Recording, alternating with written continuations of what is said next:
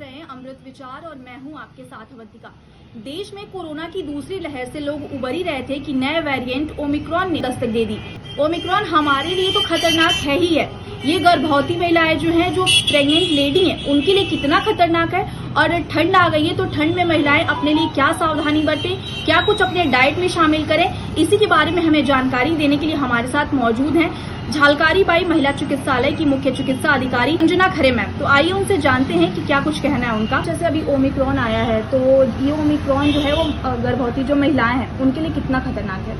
देखिए, खतरनाक है या नहीं है, लेकिन बचाव तो हमें फिर भी गर्भवती महिलाओं का रखना है। कितना खतरनाक है इसके भी कोई ठोस प्रमाण नहीं है, लेकिन वेरिएंट डेफिनेटली आ गया है और उसके केसेस जो है वो एक दो हर जगह मिल रहे हैं। और उससे हर महिला को, हर नागरिक को बच के रहना है। खास करके गर्भवती महिलाएं जिनके पेट में एक बच्चा पल रहा है, उनको अपनी सुरक्षा भी देखनी है, अपने बच्चे की सुरक्षा भी देखनी है। तो इसके लिए हम यही कहेंगे कि कोविड अनुरूप व्यवहार का पूरा पालन करें। जो अभी तक चल रहा था उसमें जरा भी ढिलाई ना करें, और अन्यथा मतलब कि घर से बाहर बिल्कुल भी ना निकले। केवल जो हमारे यहाँ चेकअप कराने आ रही हैं, 9 महीने में 4 बार हम लोगों ने कहा है कि चेकअप कराने आए, उससे ज्यादा तो नहीं बोला है। अगर किसी को कुछ खास खतरे की परेशानी है, खतरा है किसी महिला में, तो हम उसको इससे अधिक बुलाते हैं, वरना सामान्य गर्भवती महिला को हम 4 ही बार बुलाते हैं। उसकी जांचें करके उसको जो है वो घर में ही आयरन कैल्शियम बी कॉम्प्लेक्स की दवाएं खानी है और पौष्टिक आहार लेना है। ठंड से भी बचना है, जैसा कि आप पूछ रही थी, क्योंकि ठंड जो है वो अननेसेसरी का एक प्रॉब्लम क्रिएट करती है स्वास्थ्य के लिए, सभी लोगों के लिए। तो उसमें हरी साग सब्जी खाएं, गुनगुना पानी पिए, सुबह उठ करके थोड़ा टहलें, अपनी छत पे ही, अपने घर में ही टहलें, शाम को टहलें। मतलब खुली हवा में तो रहना, ऑक्सीजन जिसमें मिलती रहे पर्याप्त मात्रा में। संतुलित आहार लें और डॉक्टर से, अगर टेलीमेडिसिन से फ़ोन नंबर है तो फ़ोन से भी राय लेते रहें। लगातार अपने वजन का भी जो है वो मॉनिटरिंग होनी चाहिए। अगर घर में मतलब जितनी बार आती हैं अस्पताल में, तो वजन उनका नियमित रूप से चेक होना चाहिए और बीपी चेक होना चाहिए। खून की जांचें भी होती हैं और अल्ट्रासाउंड 2-3 बार हो जाता है, तो that is enough for a normal गर्भवती महिला। And this is what I want. नवजात बच्चे हैं जो अभी जन्म ले रहे हैं, तो उनको ठंड से बचाने के लिए महिलाएं क्या करें? ठंड से बचाने का तो देखिए वही है, जो बच्चों को पूरी तरह से कवर रखना है। उनको समुचित मात्रा में गर्म कपड़े पहनने हैं। स्पेशली जो उनके बच्चों का सिर जो होता है, उसका सरफेस एरिया अधिक होता है शरीर, तो इसलिए उस सिर को कवर करना, कान को बच्चों को कवर करना, और हाथों में छोटे बच्चों के दस्ताने होने चाहिए और पैरों में मोजे होने चाहिए। ये 3 चीजें जो है वो अति आवश्यक है, जिसको कि लापरवाही ना करें। और उनको माँ के सीने से ही बच्चे लगे रहे, तो माँ की गर्मी भी बच्चे को मिलती रहती है, और माँ का दूध ही बच्चे के लिए सर्वोत्तम आहार है नवजात शिशु के लिए। तो यही चीजें अगर रहेंगी तो बच्चे जो है वो सेफ रहेंगे और स्तनपान करते रहें, बच्चे स्वस्थ रहेंगे।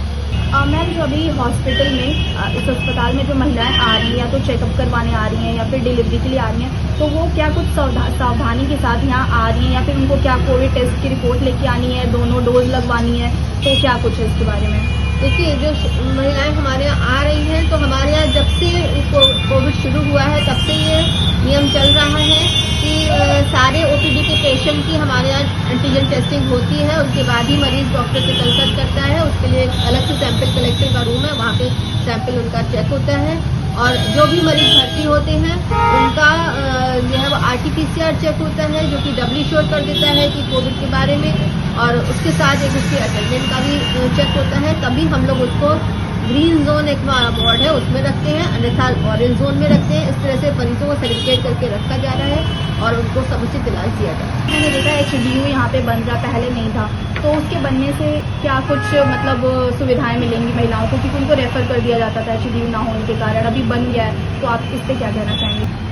देखिए, रेफर तो हम लोग नहीं ऐसा कर रहे थे। हम लोग अपनी पूरी कोशिश करते थे कि हम मरीजों को, जो भी मरीज हमारे यहाँ आ रहा है, उनको हम भरपूर सुविधा दे सकें। लेकिन हाँ, डॉक्टरों को अधिक परेशानी हो रही थी उनकी मॉनिटरिंग में। अगर 1 या 2 डॉक्टर रहते हैं टीम में, तो उनको पूरा देखना पड़ता है कि एक मरीज का, जो जटिल मरीज है, जिनका BP हाई है या हाई रिस्क पेशेंट्स हैं तो उनको बहुत ज़्यादा मॉनिटरिंग की ज़रूरत होती है, तो उन्हें इतनी मॉनिटरिंग करने के लिए हमारे स्टाफ को, डॉक्टर्स को और ज़्यादा सजग रहना पड़ता है। तो उसमें थोड़ी आसानी हो जाएगी। जब हम उनको सेग्रीगेट कर लेंगे तो उनको, मरीजों को भी जो है वो विशेष सुविधा प्राप्त होगी और स्टाफ और डॉक्टर्स को भी मतलब कि मॉनिटरिंग करने में राहत मिलेगी। मैम, जैसे अभी जो एंटीजन टेस्ट होकर महिलाएं आ रही हैं, तो क्या उनमें कोई पॉजिटिव पाया गया है कोरोना का? नहीं, हमारे यहाँ जो भी मरीज भर्ती हुए हैं और ओपीडी में आए हैं, ऐसा कोई मरीज तो अभी तक नहीं आया है जो कि कोरोना का, फिलहाल इस दूसरी वेव के बाद कोई मरीज पॉजिटिव नहीं आया है। हमारे दर्शक हैं जो भी महिलाएं हैं जो देख रही हैं, उनके लिए आप क्या संदेश देना चाहेंगी?